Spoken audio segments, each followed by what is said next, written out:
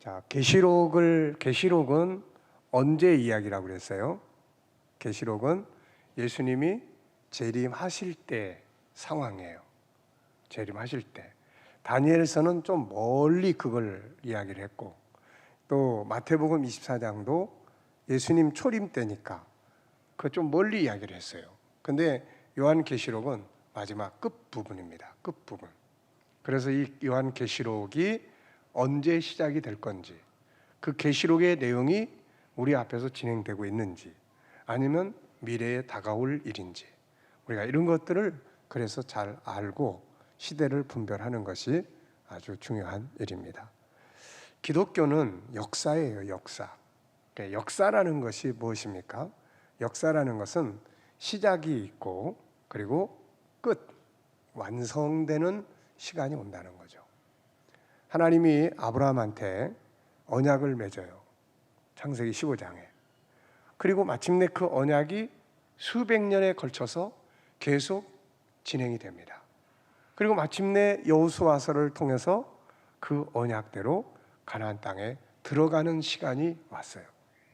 그러니까 이 여호수아 시대에 살았던 사람들은 역사에 그 아브라함과 맺었던 언약이 완성되는 그 시간에 살고 있던 사람들이에요. 이게 똑같은 겁니다. 여호수아서하고 요한계시록은 비슷한 특징을 가지고 있어요. 언약이 완성되는 그 결론을 다루고 있는 책이, 아브라함과 맺었던 구약의 언약은 여호수아서, 그리고 예수님의 또 성경 전체의 천국의 언약은 요한계시록. 그래서 여호수아서하고 요한계시록은 특징이 같아요. 그리고 비슷한 역사의 구도를 가지고 있어요. 중요한 거는 아브라함 때에 하나님과 언약을 맺었던 사람들은 다 세상을 떠났어요. 그들은 떠나서 천국에 들어갔어요. 그런데 여호수아 시대에 살았던 사람들은 살아서 그 약속이 이루어지는 것을 경험하고 들어간 세대죠. 이게 똑같습니다. 그래서 제가 어제도 말씀드렸지만은 이 마지막 시대에 사는 사람들은 그래서 이 때에 대해서, 역사의 흐름에 대해서 알아야 돼요. 그래서 하면 제일 억울한 게 뭐겠습니까? 신앙생활 다 잘했는데 그 역사의 끝에 벌어질 일들을 잘 몰라가지고 그때 신앙이 다 무너지고 예수 부인하고 이런 일들이 벌어진다면은 그동안에 잘 믿은 게 다 무슨 의미가 있겠어요, 이게. 그런데 그 계시록을 알기 전에 먼저 어떤 것부터 해야 돼요? 마태복음 24장 1절부터 31절까지. 그리고 그 다음에 앞에 또 마태복음에서 예수님께서 이 마지막 때를 이야기하실 때 누구 이야기를 꺼내셨냐면 다니엘이 이런 이야기를 했다. 이 다니엘서의 이야기를 꺼내신 거예요. 그래서 이 다니엘서의 이야기를 꺼내셔서 마태복음 24장을 이야기를 하신 거예요. 그래서 더 구체적으로 말하면 다니엘서 9장, 7장 이런 내용들을 예수님께서 설명하신 것이 그게 마태복음 24장 1절로 31절의 내용이에요. 그리고 이제 이거를 다시, 그래서 예수 그리스도의 계시다, 이게 중요한 말이라고 그랬잖아요. 예수 그리스도의 계시다. 그래서 마태복음 24장도 예수님이 계시하신 거, 또 요한계시록도 예수 그리스도의 계시. 다만 차이점은 마태복음 24장은 예수님이 육신을 입고 세상에 계실 때, 이 땅에 오셔서 계실 때 그때 들려주신 계시고, 요한계시록은 부활승천하신 다음에 영적 세계에 계실 때 들려주신 계시고, 그리고 장소는 마태복음 24장은 감람산, 그리고 요한계시록은 반모섬. 그런데 이 내용을 들은 사람은 똑같다. 사도 요한. 그래서 이 사람이 감람산의 계시도 들었고 그 다음에 반모섬의 계시도 들었어요. 그래서 이 계시의 내용을 이 요한은 잘 알 수 있는 사람이었죠. 그래서 우리가 계시록을 잘 알아야 되는데 모르면 안 됩니다. 이거 계시록 먹어버려야 돼요. 1장부터 22장까지 그냥 항상 생각하고 그걸 중심으로 해서 세상을 살펴볼 수 있는 이런 안목을 우리가 가지고 살아야 돼요. 그리고 우리 부모님들은 자녀들에게 이 이야기를 또 나눠주고, 교회의 지도자들은 이런 내용들을 이렇게 우리 어린아이들에게, 청소년들에게 이렇게 다 알려주는 거예요. 저는 주일학교 교사를 할 때, 옛날 제 모교에서 교사를 할 때 6학년 애들, 5학년, 6학년 애들을 데리고 마지막 시대, 이 적그리스도에 등장하는 시대에 대해서 연극을 만들어 가지고 그 연극을 한 때가 있었어요. 그러니까 우리 지도자들이 이거를 충분히 알고 아이들에게도 다 알아야 돼요. 어쩌면 아이들이 부딪히는 시대란 말이에요. 이거 아이들이 부딪히는 시대예요. 네. 저의 강의는 오늘도 제가 김성길 목사와 함께하는 천국의 이정표, 그게 인터넷 속에 2년 전에 제가 녹화해서 다 올려놨거든요. 아주 자세하게 상세하게. 그러니까 제 강의만 들으려고 하는 분들은 그냥 그거 쭉 들으시면은 아주 잘 설명을 해놨어요. 다니엘서부터 마태복음 24장, 그 다음에 요한계시록. 자, 그러면 이제 우리가 요한계시록은 이렇게 요 고기 모양만 잘 기억을 하십시오. 그래서 이거를 한쪽에다가 지우지 말고 이렇게, 그래서 이렇게 요게 계시록이고 요게 마태복음 24장 1절로 31절, 요게 다니엘서, 이렇게 돼 있어요. 그래서 요거는 이제 지우지 마시고, 자, 우리가 그래서 오늘 저녁에는 1장부터 7장 이야기를 하려고 그래요. 1장부터 7장. 그래서 평상시에 계시록을 좀 많이 읽으시는 게 좋아요. 원래 제가 이제 우리 목회자들한테 이 세미나를 할 때는 한 50번씩 읽으라고 그럽니다. 이 다니엘서나 요한계시록을 공부를 하려면 한 50번 정도는 읽어야 됩니다. 그래서 그걸 읽게 하고 그 다음에 이제 강의를 하고 이렇게 해요. 그래야 친해지거든요. 왜냐하면 계시록의 이야기들은 늘상 이렇게 우리가 늘상 들었던 친해진, 친숙한, 뭐 서로 사랑하라, 또 뭐 서로 도와라, 기도해라, 뭐 기뻐해라, 뭐 열심히 섬겨라, 뭐 이게 이런 이야기가 아니거든요. 역사예요, 역사. 그러니까 늘상 우리는 자연스럽게 그걸 하도 이제 늘 읽고 연구하고 또 가르치고 하다 보니까 이게 이제 세계를 보는, 세계 역사의 흐름을 보는 하나의 이제 기준표예요, 이게.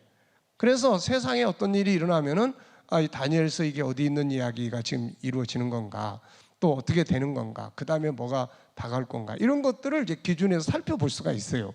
그런데 그렇지 않으신 분들은 저게 무슨 소리야? 네, 어떤 분들은 이 성경에 있는 이스라엘이 지금 중동에 있는 이스라엘이다 그러면은 신기해해요. 이게 그 성경은 하나의 그냥 그런 어떤 교훈의 책으로만 생각을 해서 그래요. 그 역사책입니다. 성경은 천국운동의 역사예요. 그래서 그렇게 좀 하시면 도움이 돼요. 이번 주간에는 좀 시간을 내셔서 계시록도 미리 좀 이렇게 읽어보시고 그러면서 시간을 조금 투자를 하세요. 이렇게. 자, 계시록은 크게 세 가지의 내용이 이 세 부분으로 되어 있어요. 세 부분. 그러니까 똑같은 내용을 세 번 반복해서 설명하는 책이에요. 이게 계시록은.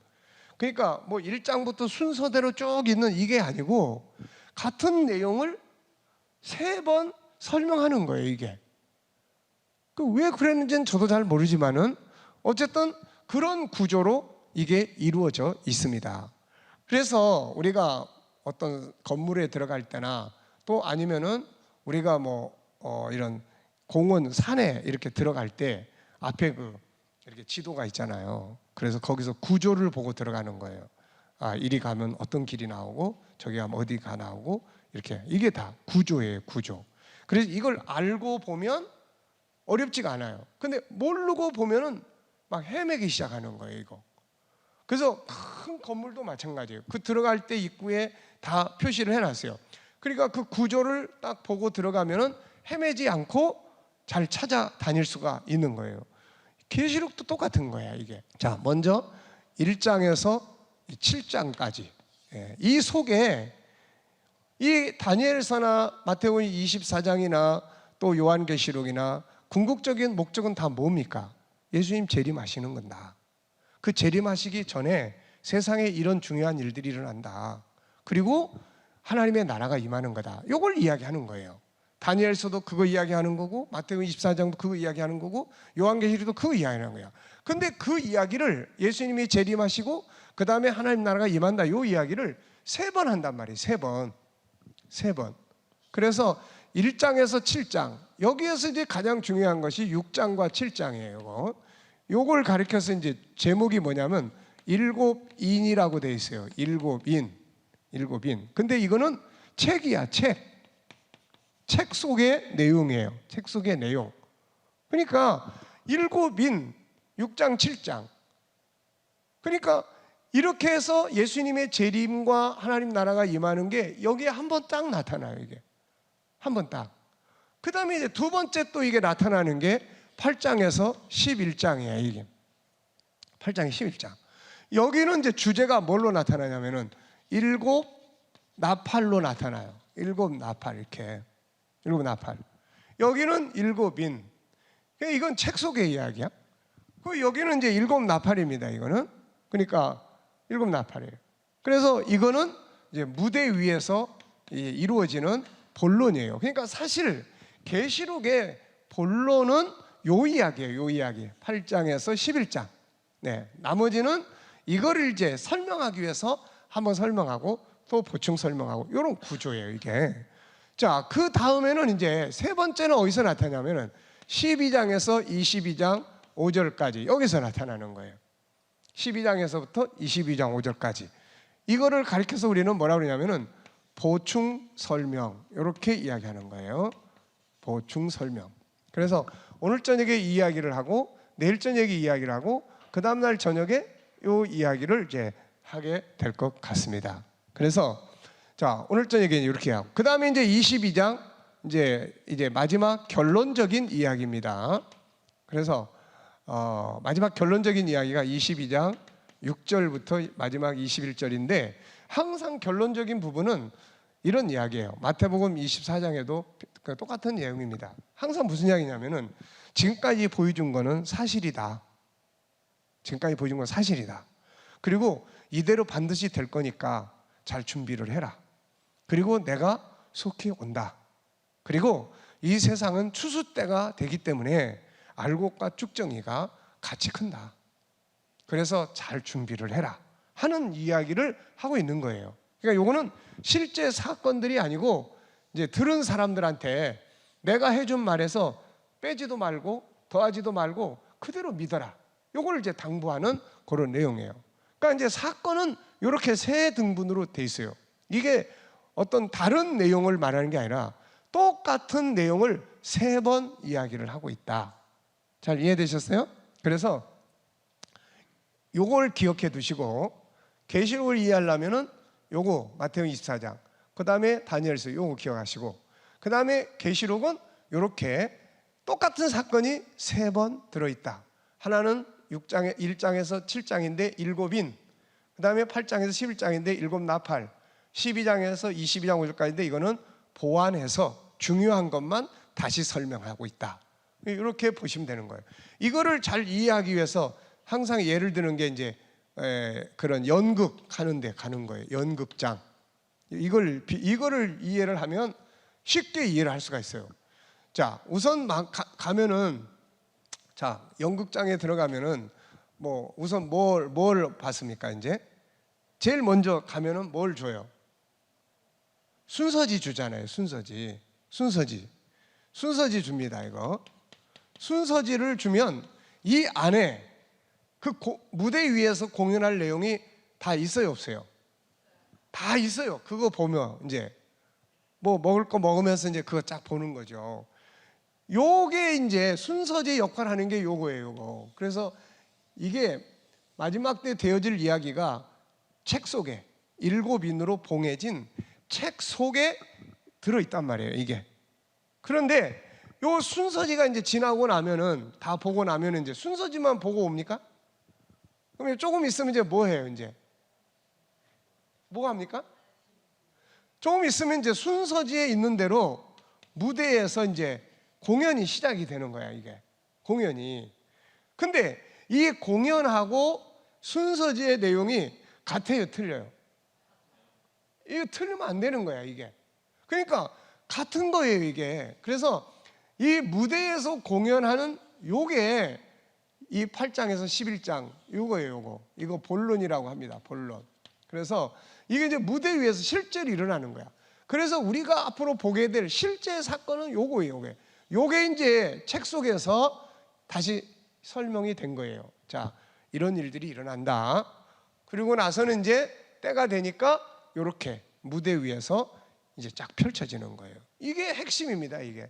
그런 다음에 자, 연극을 다 봤어요. 이제 다 보고 야, 재밌게 봤다. 그리고 이제 집으로 가잖아요. 가면서 이제 둘이 같이 가서 봤으면은 가면서 이제 뭔 이야기 할 것 같아요? 네, 연극에 대한 자기들이 본 연극에 대해서 다시 이야기를 하는 거예요. 다시. 이때는 주로 무슨 이야기를 할 것 같아요? 뭐 순서대로 쫙 이야기하는 게 아니고 뭐만 이야기를 해요? 핵심적인 거. 그러니까 중요한 것만 이야기를 하는 거야. 아, 내가 봤을 때는 말이야, 그게 참 중요했어. 아, 나는 그래? 난 이거 보고 참 감동이 됐어. 그래가지고 요렇게 내용은 같은 거에 틀린 거예요. 같은 거예요. 같은 거. 그러니까 똑같은 게 이렇게 몇 번 등장해요? 3번. 이렇게. 계시록은 그런 구조입니다. 그런 구조. 그러니까 계시록은 순서지와 같은 게 바로 이 6장, 7장, 7인으로 봉해진 책이야, 책. 그리고 요게 이제 펼쳐져서 무대 위에서 본론으로 이루어지는 게 7나팔. 이게 7나팔. 그 다음에 이제 오면서 이제 이렇게 보충 설명하는 것처럼 이루어져 있는 게 계시록 12장부터 22장 5절까지 이야기예요. 그러니까 이게 엄청 더 길어요. 근데 여기서 뭐 예를 들어서 여기서는 예수님이 재림하시는 거에 대해서 뭐 그냥 간단하게 이야기 한 줄, 두 줄, 뭐 몇 줄 아니게 이야기를 했으면 여기서는 막 2장씩 설명을 해놨어요, 이게. 그리고 하나님 나라에 대해서도 뭐 여기서는 간단하게 이야기를 했는데 여기서는 계시록 21장, 22장에 막 2장씩 하나님 나라를 이렇게 자세하게 설명을 해놓은 거예요, 이게. 이 신천지에서는 계시록에 성령께서 이렇게 하셨잖아요. 그 사람들은 이 계시록의 앞에 이 제목 쓰는 데다가 보혜사 이만희 이렇게 써놨어요. 그러니까 보혜사 이만희가 이 계시록의 주인공이에요. 주인공. 계시록의 주인공. 그러니까 이걸 갖다가 완전히 바꿔가지고 이 상징적이고 비유적인 풀이를 해가지고 자기들한테 딱 맞춰놓은 책이 바로 신천지의 이만희가 사용하는 요한계시록이에요. 그래서 그 사람들이 사용하는 요한계시록 책을 갖다가 이렇게 놓고 보면은 그거하고 아주 비스무리하게 설명해 놓은 책이 통일교의 원리강론이에요. 그러니까 신천지에서 이만희라는 사람이 자기가 계시를 받았다고 하지만 그 계시록 10장에 있는 작은 책을 갖다 먹어버리라고 한 요 내용을 통일교의 원리강론에 보면은 거기서는 누가 먹었다고 써놨냐면은 이 문선명이가 먹었다고 써놨어요. 거기는. 그러니까는 이거 참 얼마나 엉터리예요, 이게. 자기만이 계시를 받았다고 했는데 나중에 보니까 그 이야기가 이 원리강론에 보니까는 이 원리강론의 문선명이한테 그 사람이 적용해요. 그 문선명이가 선생님이야, 이게. 선생님이고 이만희는 거기서 자기가 갖다가 따다가 그걸 가지고 활용을 한 거예요. 그런데 사람들이 거기에 가서 그 몇십만 명이 말이죠. 그 대부분 다 기독교인들이에요, 다. 그런데 몇십만 명이 거기 가가지고서는 영문도 모르고 예수를 찬양을 해. 그런데 나중에 그들이 말하는 예수는 우리가 말하는 예수가 아니에요, 그게. 그러니까 그 예수라는 걸 자꾸 따라가고 이야기하다 보면 나중에 이만희가 딱 등장을 하는 거야, 이게. 그런 어리석은 이야기들 속에 빠져가지고 그 속에 가서 보고 한다는 게 얼마나 안타까운 이야기예요. 그래서 우리가 듣고 배우는 요 진리의 말씀에 확실하게 딱 서야 돼요. 여러분들이 나중에라도 그 사람들하고 어떻게 접촉이 돼가지고 이야기를 하게 되면 전혀 다른 이야기를 해요. 자, 예를 들면은 계시록 21장에 또 내가 새 하늘과 새 땅을 보니 처음 하늘과 처음 땅이 없어졌고, 이거를 그 사람들을 만나서 딱 이야기를 하다 보면 무슨 이야기를 하냐면은, 자, 그들은 그냥 안 믿는단 말이에요. 그냥 성경을 그대로 믿으면 이만희가 등장할 공간이 없어요. 또 자기들의 공동체 그 과천이 등장할 공간이 없어요. 그래서 비유로 다 푸는 거예요. 이걸 풀어요. 자, 또 내가 새 하늘과 새 땅을 보니, 그걸 풀어. 그래서 뭐라고 풉니까? 여기서 하늘이라는 것은 교회입니다. 그런데 성경을 읽다 보면 또 그렇게 설명할 수 있는 내용들이 또 나타나. 그 바로 밑에 21장 3절에 보면은 21장 1절에서 새 하늘과 새 하늘이라고 한 것을, 하나님의 나라를 3절에 보면 장막이라고 이야기를 해요. 장막.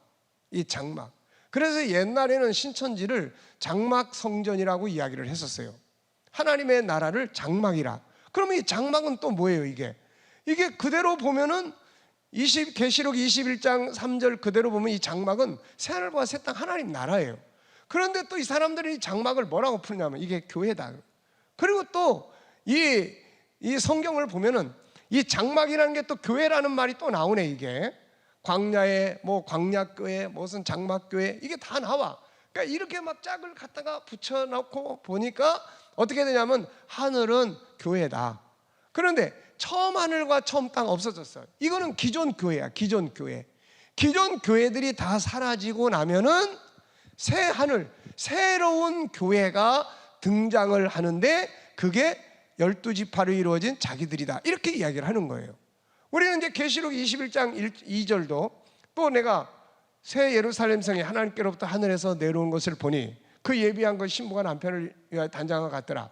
그러니까 예루살렘 성전이 그냥 내려오는 거예요. 하늘에 있는 예루살렘이 히브리서 12장 22절에 있는 것처럼 하늘에 하나님의 도성인 하늘의 예루살렘이 있단 말이에요.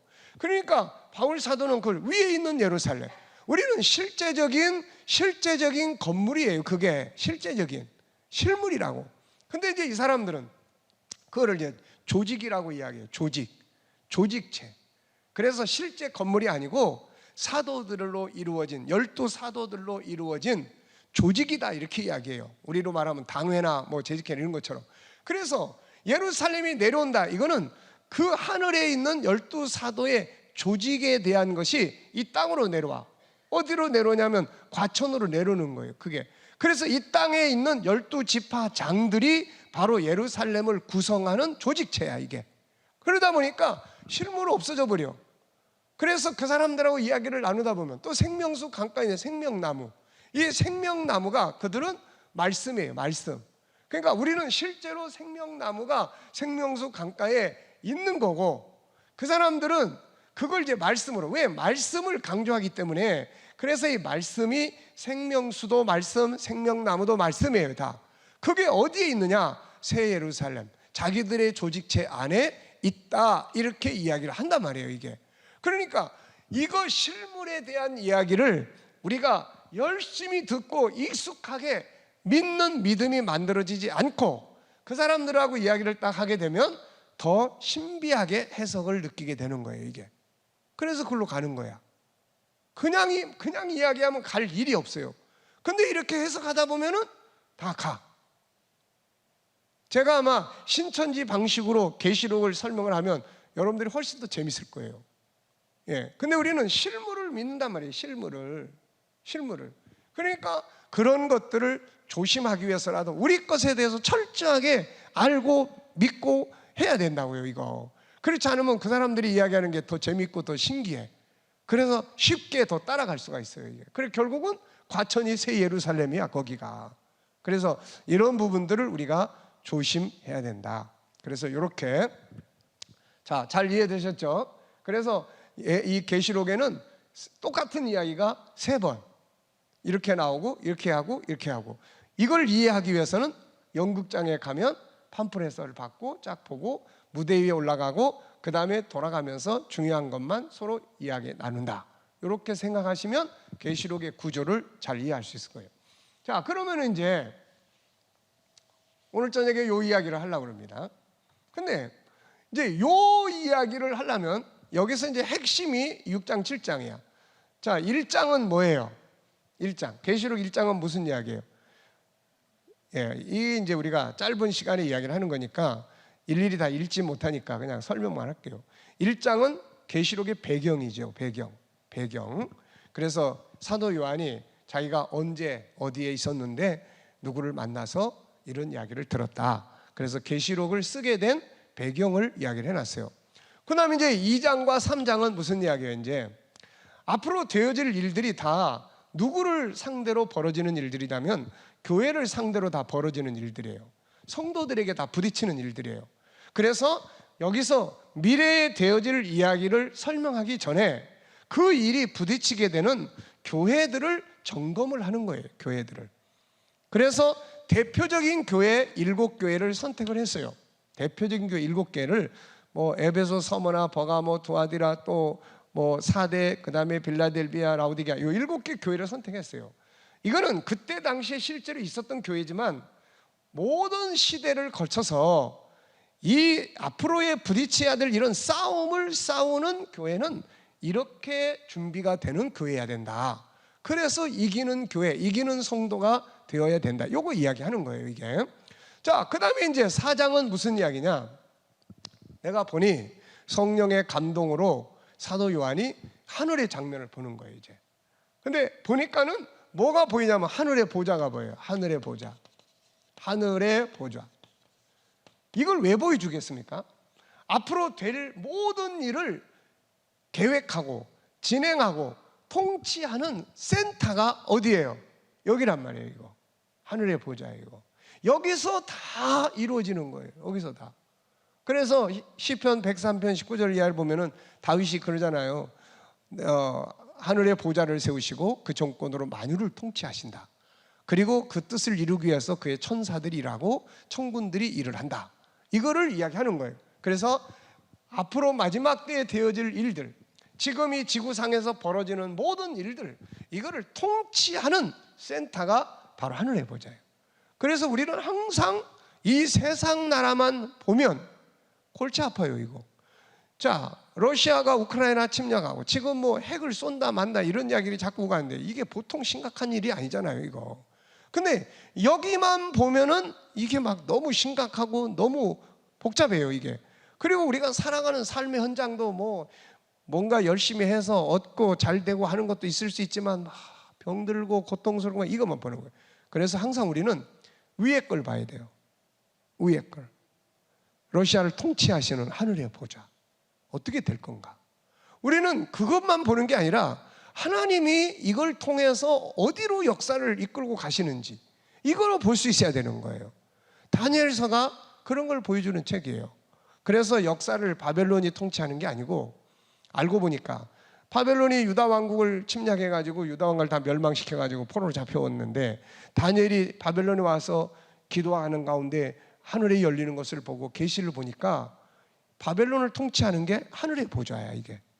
역사를 뭐 느부갓네살이 통치하는 게 아니고 역사를 통치하시는 분은 하나님이야. 그래서 바벨론도 이제 지나간다는 거야. 바벨론도 저것도 지나가는구나. 그 다음에 또 다른 나라가 오네. 저 나라도 지나가네. 그 다음에 또 다른 나라가 오네. 그리고 맨 마지막에 주님이 임하시고 하나님의 나라가 임하네, 이거. 그래서 다니엘이 거기서 깨달은 게 뭐예요? 아, 역사를 통치하는 것은 세상의 왕들이 아니고 하나님이시는구나. 그 다음에 이제 5장에는 무슨 이야기를 하냐면은, 자, 이제 7인으로 봉해진 책이 등장을 합니다, 이거. 이 책을 하나님이 예수 그리스도에게 주시는 거예요. 네. 하나님이 7인으로 봉해진 책을 한 권 줘요. 책을 한 권. 이게 뭡니까? 계시의 내용이에요. 계시의 내용이 담겨진 책을 하나님이 예수 그리스도에게 주는 거예요. 그래서 계시록 1장 1절을 이 요한은 그 장면을 봤기 때문에 이 계시록 1장 1절을 뭐라고 써놨습니까? 예수 그리스도의 계시라. 하나님이 그에게 주사. 그러니까 이게 이제 계시록 5장의 이야기예요. 5장의 이야기. 5장의 이야기는 하나님의 보좌 앞에 7인으로 봉해진 책이 있는데 그 책을 누가 받을 만한 사람이 없는 거예요. 그래서 요한이 막 울었잖아요. 그러니까 나중에 천사가 울지 말라고 하면서 이거를 받아가지고 그 인을 뗄 사람이 있다. 그러면서 이제 어린 양 예수 그리스도를 소개를 한 겁니다. 그래서 예수 그리스도께서 아버지로부터 이 계시가 담겨져 있는 계시록의 마지막 내용들이 담겨져 있는 책을 받은 거예요. 그러면 이제 이 책을 받았으니까 뭐 해야 됩니까? 이제 책을 받았으면 뭐 해야 돼요, 이거? 네, 책을 펼치는 거예요. 책을 이제 펼쳐야 될 거 아니에요. 그래야 그 안에 무슨 이야기가 있는지를 알려줄 수 있을 거 아닙니까, 이게. 그래서 6장과 7장은 이 책을 오픈하는 거예요. 오픈하는 거야. 그래서 이거를 7인이라고 이야기를 하는 거예요. 이 중에서 첫째부터 여섯째까지의 이는 이제 내용이에요. 내용. 첫째 인을 뗄 때 이런 일이 일어나고, 둘째 인을 뗄 때 이런 일이 일어나고, 셋째 인을 뗄 때 이런 일이 일어나고, 넷째 인을 뗄 때 이런 일이 일어나고, 다섯째 인을 떼니까 이런 일이 일어나고, 여섯째 인을 떼니까 이러이러한 일들이 일어나서 끝난다. 그래서 예수님의 재림이 여섯째 인에서 다 끝나버리는 거예요. 그러면 이제 일곱째 인은 뭐예요? 이거는 요건 신호입니다. 그러면 이제 어디로 넘어가는 거예요? 이 책 속에 있는 내용이 이제 현장에서 이제 이루어지는 요 무대가 이루어지는 거야, 이거. 그래서 이 책의 내용이 무대로 옮겨지는 신호, 요게 이제 일곱 번째 인이에요. 그래서 일곱 번째 인을 딱 떼니까 이 책 속에 있는 내용들이 이제 무대 위로 딱 가서 여기서 이제 이게 이루어지기 시작하는 거예요. 이걸 이루기 위해서 딱 등장한 인물들이 누구냐면은 일곱 천사예요, 이게. 그래서 이 일곱 천사가 일곱 나팔을 딱 들고서는 이제 무대 위에 딱 쓴 겁니다. 그 천사들이 나팔 하나씩 불 때마다 이 책에서 봤던 일이 여기서 이제 벌어지는 거예요, 이게. 그래서 이런 구조를 가지고 있는 거예요. 그래서 오늘 저녁에는 요 이야기를 이제 우리가 정리를 하면 돼요. 그런데 이거를 이해하려면 이거하고 똑같은 이야기를 해놓은 게 어디라고 그랬어요? 이거를 똑같은 이야기를 해놓은 것이 마태복음 24장 1절에서 31절까지란 말이에요, 이게. 그러니까 요 이야기하고 똑같은 거예요, 이게. 똑같은 거야. 그래서 오늘 아침 시간에 요 마태복음 24장 1절에서 31절을 우리가 읽어보면서 요거를 꼭 기억해 두세요. 이걸 기억해 두면 저녁에 읽을 때 이야기 내용이 쉬워집니다 라고 이야기한 거예요, 이게. 그러니까 이것과 이것은 같은데 그럼 차이점이 뭐냐는 거예요. 차이점. 도대체 똑같은 이야기를 왜 반복을 해놨어요? 차이점이 뭘까요? 자, 이 마태복음 24장 26장은 예수님이 이 땅에 계실 때의 이야기를 하셨어요. 그러니까 이 땅에서 벌어지는 이야기를 하신 거예요, 이거는. 근데 계시록 6장 7장은 이거는 이제 예수님이 부활승천 하신 다음에 하늘에 가셔서 영적 세계에 계실 때 하신 이야기예요. 그러니까 이 땅에서 벌어지는 일이 일어날 때 하늘에서 무슨 일이 이루어지고 있는지 이거 보여주는 거야, 이게. 이걸 동전의 양면과 같아요, 이게. 동전의 양면과 같습니다. 그래서 성경 속에는 이 땅에서 아합 임금이 죽어. 이거 그냥 죽습니까, 이게? 아합 임금이 죽는 장면을 열왕기상 22장에서 설명을 하고 있는데, 아합 임금이 이제 심판을 받아야 돼. 전쟁에 나가 죽어야 돼. 근데 하늘에서 회의가 열렸어, 지금. 하나님의 보좌 앞에 수많은 천사들이 서가지고 하나님이 말씀하시는 거야. 야, 이제 내가 저 아합을 저 전쟁터에 가서 죽게 하려고 그러는데 저거 심판해야 된다. 죽게 하려고 그러는데 저걸 좀 누가 가서 꼬여야 되겠는데 누가 가서 그 일을 할래? 그랬더니 이제 하나님을 딱 모시고 있었던 천사들이 제가 가겠습니다. 넌 가서 어떻게 할 건데? 제가 가서 거짓 선자들의 입에 있어가지고 네가 전쟁터에 나가면 이긴다고 이야기를 하시겠습니다. 그래? 그럼 네가 가서 해봐. 그러니까 아합이 죽는데 그냥 이 땅에서만 일이 되는 게 아니라 하늘에서 일이 벌어지고 있는 거예요. 그러니까 계시록 6장 7장은 이 마태복음 24장 1절로 31절이 이 땅에서 진행되는 요 이야기가 이루어지기 위해서 영적 세계에서 벌어지는 이야기들이에요, 이게. 무슨 말인지 아시겠어요? 그래서 이게 벌어짐으로써 여기서 이게 이루어지는 거고, 여기서 이루어지는 게 여기서 이렇게 되는 거야. 그러니까 이 땅에 지진이 일어난다? 그럼 도대체 왜 일어나는 거야, 이거? 여기 보니까 저기 저 얼룩달룩한 저 말이 뛰어다니면서 저 일을 하고 있네? 이거 보는 거예요. 그러면 이제 이 땅에서 또 순교를 했어. 그럼 도대체 순교자들은 어디 가서 뭐 하고 있는 거예요, 이거?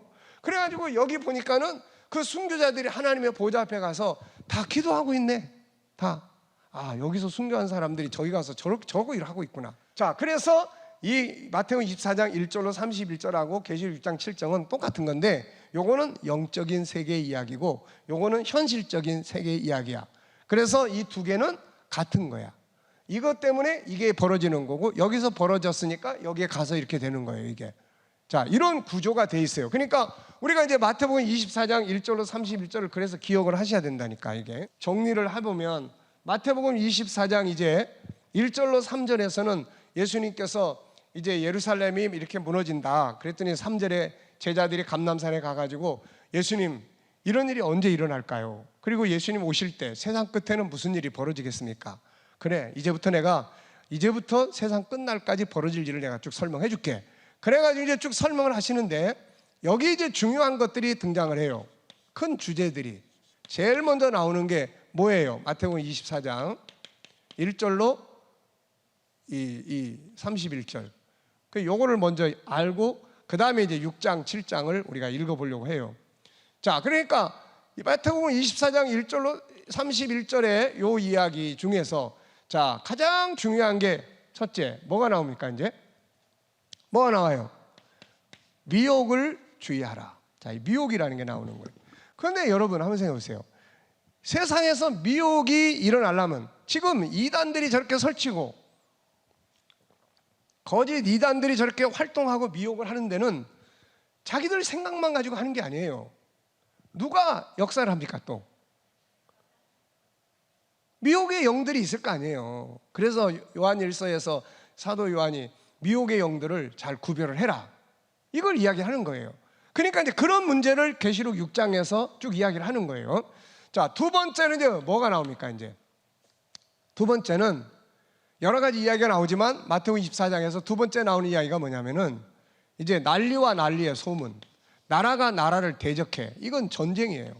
나라가 나라를 대적하는 거예요. 그 다음에 세 번째는 또 무슨 이야기가 나옵니까? 네, 오늘 아침에 그렇게 기억해달라고 신신당부를 했는데, 자, 세 번째는 뭔 이야기가 나오냐면은 이제 기근이 나와. 기근. 네 번째는 이제 지진이라는 게 나와요. 지진. 그리고 여기에 이제 누가복음 21장에서는 전염병을 이야기를 해요. 전염병. 구번역에서는 온역이야, 이거. 그러니까 코로나도 다 이거에 해당되는 거예요. 그리고 자연재해. 바다가 우는 소리, 하늘이 진동하고 이런 이야기, 이런 거. 그래서 이런 부분들이에요. 그 다음에 다섯 번째는 뭐예요? 이제 복음을 증거하는데 너희가 사람들이 너희를 환난에 넘겨줘가지고 죽임을 당한다. 환난이 나와요. 그런데 이 마태복음 24장에서는 환난의 종류가 두 개가 나와. 두 개가. 그래서 이거를 일반적인 환난 이렇게 이야기합니다. 일반적인 환난. 자, 그러니까 일반적인 환난, 복음이 전파되면서 지금도 세계 각국에서는 이슬람권이나 힌두권 이런 데서는 순교자들이 자꾸 나오는 거예요, 이게. 그래서 복음이 전해지니까 이런 순교자들이 이제 나타나는 거예요. 자, 그 다음에 이제 예수님께서 이런 말씀을 하셨어요. 복음이 땅까지 전파되면 그때는 끝이 온다. 그러면 이 끝이 오는 거예요. 이거는 끝이 아니야. 이건 다 끝이 아니에요. 이거는 재난의 시작일 뿐이지 끝이 아니야. 왜? 이건 계속 반복되는 거니까. 근데 반복되지 않고 딱 한 번만 등장하는 사건이 딱 등장하는 거예요. 그거를 예수님께서 이제 자, 다니엘이 말한 것을 기억을 해라. 다니엘서 7장, 다니엘서 9장 이야기를 하고 계시는 거예요, 지금. 그래서 거기에 내용들을 정리를 해보면은 다니엘이 말한 바, 자, 멸망에 가증한 것. 이게 뭐예요? 이게 이제 적그리스도란 말이에요. 적그리스도. 자, 이 멸망에 가증한 것이 어디에 서요? 거룩한 곳에 선다. 지금 예수님은 예루살렘 성전이 무너질 것을 이야기를 하고 계세요. 그런데 거룩한 곳은 예루살렘 성전이에요. 그러니까 다니엘이 말한 바 멸망에 가증한 것이 등장할 때는 예루살렘 성전이 반드시 건축이 돼 있어야 되는 거예요, 이게. 그러니까 이런 것들이 이제 사인이란 말이에요, 이런 것들이. 자, 지금 예루살렘 성전, 중동에 있는 예루살렘 성전은 지금 어떻게 돼 있어요? 그 자리에 이슬람 사원이 건축이 돼 있잖아요. 예루살렘 성전은 예수님 말씀하신 대로 다 망해버렸어요. 서기 70년에. 그 뒤로 2000년이 지난 오늘날까지 다 무너진 상태에서 그 자리에다가 이슬람 사원이 딱 버티고 있는 거예요. 그런데 중요한 거는 이 성전을 건축을 하려면 누가 와야 됩니까? 이거 누가 할 거예요, 이거? 우리나라 사람들이 예루살렘에 가서 이스라엘 사람들 성전 건축해 줄 이유 없죠. 그러니까 그 땅에 누가 돌아와야 돼요, 이거? 이스라엘 백성들이 돌아와야 된다고요. 유대인들이 서기 70년에 나라가 망하고 세계로 흩어지고 나서 그들은 다 멸망해 버렸어요, 거의가 다. 근데 그들이 2000년 만에 다시 돌아왔다고요, 이게. 돌아왔으면 이 사람들은 항상 그래요. 죄지면 하나님이 성전을 버려. 그럼 다 쫓겨나가. 성전 불타버리고. 세계에 가면 흩어져 있으면 또 회개해요. 회개하고 돌아오면은 이 사람들은 항상 갈망하는 게 뭐예요? 성전 짓는 거예요. 성전 짓는 거. 그러니까 완전히 이스라엘이 멸망당해버린 나라가 2000년이라는 세월이 지나가고 나서 그 땅에 돌아와서 다시 나라를 세워가지고 그 자리에다가 성전을 다시 짓겠다고 그런 꿈을 가지고 그런 준비 작업을 다 하고 있다는 사실은 이게 얼마나 기적입니까? 그래서 성경학자들 그런 거예요. 유대인들이 2000년 만에 자기 땅에 돌아온 것은 하나님이 살아계시다는 증거고 성경의 예언이 사실이라는 증거다. 이건 도저히 불가능한 이야기예요, 이거. 근데 그러고 있는 거야. 그런데 예수님도 다니엘이 말한 것처럼 이거 세워진다는 거죠, 이거. 자, 그 다음에 이제 이게 세워지면 뭐가 되느냐? 마지막 환란이 오는 거예요. 그래서 요 일반적인 환란과 이 환란을 특별한 환란 그리고 대환란 이렇게 이야기를 하는 거예요. 요거는 계속 반복되는 거고 요거는 딱 한 번만 있는 거예요. 그리고 난 다음에 마지막은 이제 예수님 재림이야. 이제 재림, 주님의 재림, 성도들 들림 받아서 하나님의 보좌 앞에 다 모이게 되는 그 장면이에요. 하나님의 나라가 임하는 거예요, 이게. 근데 요 이야기가 계시록 6장, 7장과 똑같단 말이에요, 이게. 자, 한번 찾아보세요, 이제부터. 계시록 6장을 한번 펼쳐보세요. 제가 읽으면서 설명을 해드릴 테니까 요 이야기를 우리가 이제 알면 되는 거예요. 자, 6장 1절부터 보세요. 내가 봄에 어린 양이 7인 중에 하나를 떼시는데, 이제 책을 펴는 거예요. 펴서 이제 인을 떼면서 사건을 이제 계시하는 겁니다. 그때 내가 들으니 내 생물 중에 하나가 우레소리 같이 말하되 오라 하기로, 이에 내가 보니 뭐가 나옵니까? 흰말이 나오는 거예요. 흰말. 그래서 뭐 이 흰말만 놓고 보면은 여기에 대해서 해석이 막 여러 가지예요. 근데 이런 상황을 딱 붙고 보면은 여기다가 순서대로 딱 적어 놓으면 돼요, 이거. 예? 이 땅에서 미혹이 일어나기 위해서는 이 흰말 탄자가 일을 해야 돼, 이게. 그럼 도대체 이 흰말, 붉은말, 검은말, 청황색말 이거 도대체 뭐냐, 이거. 여기에 대해서 설명하고 있는 내용이 성경 속에 또 있단 말이에요, 이게. 그게 스가랴서 6장 1절부터 8절까지예요. 스가랴서 6장 1절부터 8절까지인데 거기 보면은 붉은 말, 검은 말, 흰 말, 얼룩달룩한 말들이 거기 또 나와. 그러면 이제 거기서는 뭐라고 이야기를 했냐면은 내가 내게 말하는 천사에게 물어 이르되 내 주여 이것들이 무엇입니까? 이렇게 물었어요. 그랬더니 천사가 대답하여 이르되 이는 하늘의 내 바람이다. 내 말을 내 바람이라고 이야기를 해요. 그리고 영어 성경에는 내 영들, for spirit 이렇게 또 이야기를 해놨어요. 그러니까 여기에 내 말은 그냥 우리가 지금 타고 다니는 그런 말이 아니에요. 엘리야가 불병거를 타고 올라갈 때 했던 것과 비슷한 겁니다. 영적 존재들이에요. 그래서 하늘의 내 바람, 다니엘서 7장 1절에서 이 하늘의 내 바람이 역사 속에 움직이니까 세상의 나라들이 등장을 한단 말이에요. 그래가지고 이 내 바람인데 이 내 바람은 주 앞에 서 있다가 하나님의 명령을 이루기 위해서 나가는 존재들이에요, 이게. 그래서 영적 존재들입니다. 그러니까 여기서 흰말, 붉은말 이것들은 다 바로 영적 존재들이에요. 뭐하러 나가는 거예요? 하나님 앞에 섰다가 야, 이번에 이제 이게 이루어져야 돼. 지금 이제 이게 이루어지기 위해서는 이 땅에서 이런 일이 벌어져야 돼. 누가 가서 그 일을 할래? 제가 가서 하겠습니다. 그래가지고 흰말이 나가는 거고 그래가지고 붉은말이 나가는 거예요. 그러니까 먼저 흰말이 나올 때 이 흰말은 마태복음 24장에서 보면 미혹이에요, 이게. 이 미혹, 세상을 미혹하기 위해서 역사하는 영들이란 말이에요, 이게. 그러니까 이 영들이 역사하면서 미혹의 일들이 벌어지는 거예요. 이것을 사도 요한은 실제로 요한일서 4장에서 미혹의 영을 이야기를 하고 있어요, 이게. 그래서 이런 부분이야. 그 다음에 이제 두 번째 보면은 둘째 인을 떼니까 이제 뭐가 나옵니까? 이제 붉은 말이 나오는 거예요. 자, 붉은 말. 붉은 말이 나오는데 이 말은, 붉은 말은 탄자가 큰 칼을 가지고 나와서 그냥 전쟁을 하는 거예요. 전쟁하는 거. 예수님의 마태복음 24장에 보니까 다 설명해놨는데 이게 난리와 전쟁. 그러니까 이게 이제 붉은 말이에요. 그래서 우리가 그 계시록 16장이나 인데 보면은 왕들이 말이죠, 전쟁을 일으킬 때 그냥 일으키는 게 아니에요. 그 용의 입에서 나온 그 귀신들이 그 속에서 그 사람을 막 격동을 시켜요, 이게. 그 다음에 이제 세 번째 인을 떼니까 이제 뭔 말이 나오는 거예요, 이제. 세 번째 인 떼니까. 예, 무슨 말이 나와요? 검은 말이 나오는 거야. 이게 이제 뭘 들고 댕겨요, 이거? 저울 들고 댕기는 거야. 그래서 예수님의 말씀을 보니까 아, 이게 기근이구나, 이거, 기근. 극심한 기근. 네. 양식을 먹지 못해서 성경 속에서 벌어지는. 우리나라는 지금 뭐 그래도 얼마나 풍요로워요. 근데 옛날에 막 사마리아 성이나 이런 데 보면은 먹을 게 없어가지고 자식을 삶아 먹고 막 그러잖아요, 이거. 그러니까 이런 부분들.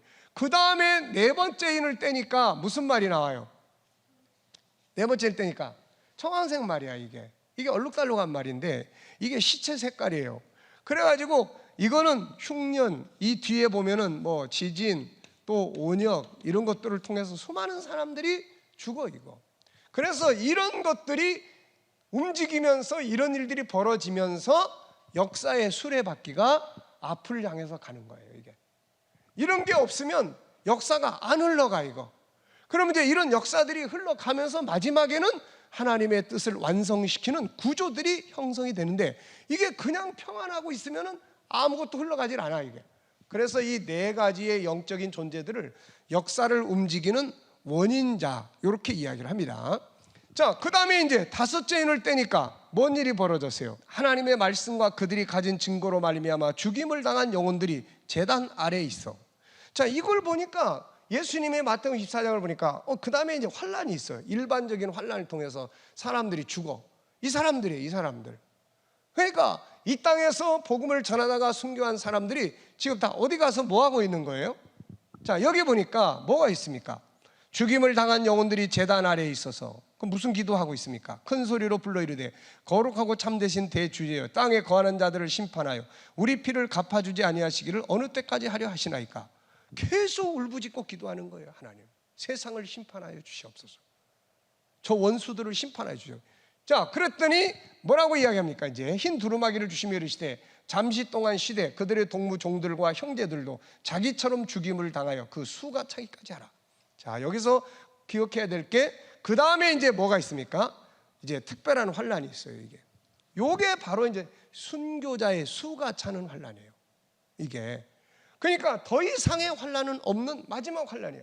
그러니까 이 마지막 환란을 통해서 순교자의 숫자가 딱 차야 되는 거예요.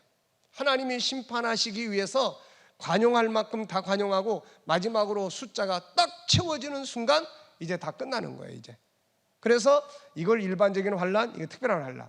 자, 그 다음에 이제 여섯째 인을 떼니까 이제 마지막 인 떼는 거예요. 마지막 인 떼면 이제 어떻게 됩니까? 이제 끝나는 거야.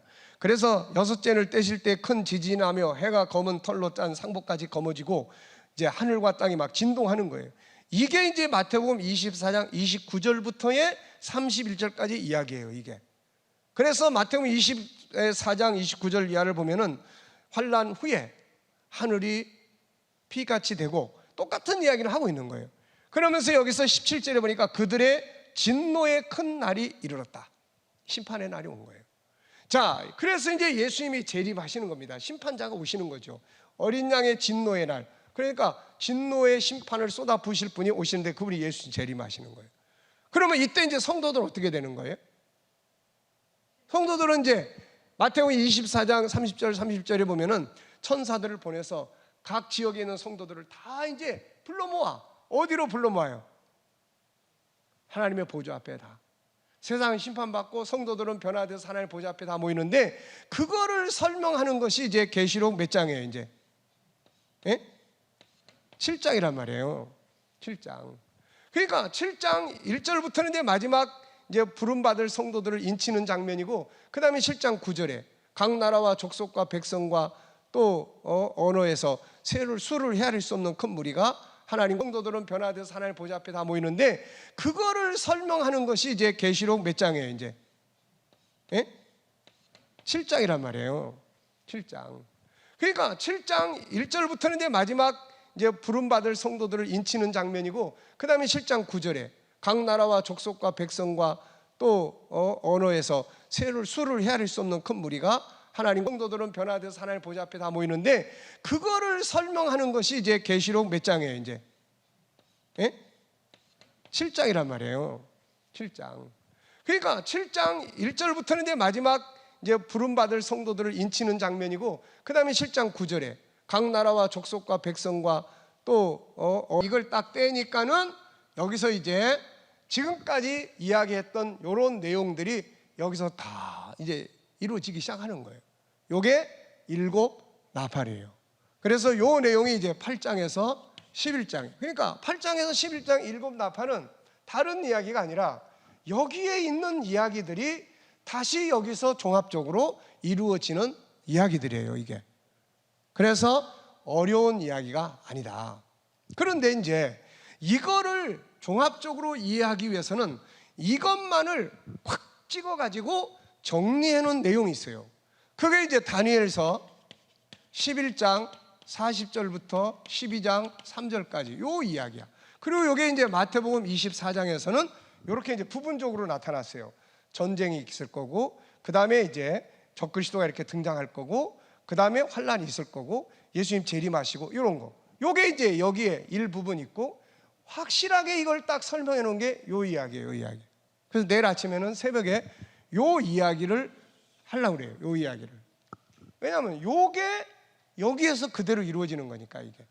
그러니까 마태복음 24장과 계시록 6장 7장이 똑같은 것처럼 이 계시록 8장에서 11장하고 다니엘 11장 40절로 12장 3절까지가 이게 똑같은 거예요. 그래서 요거 기억해 두세요. 마태복음 24장에서 미혹, 전쟁, 기근, 지진, 환란, 네, 일반적인 환란, 그 다음에 대환란, 그리고 난 다음에 예수님 재림.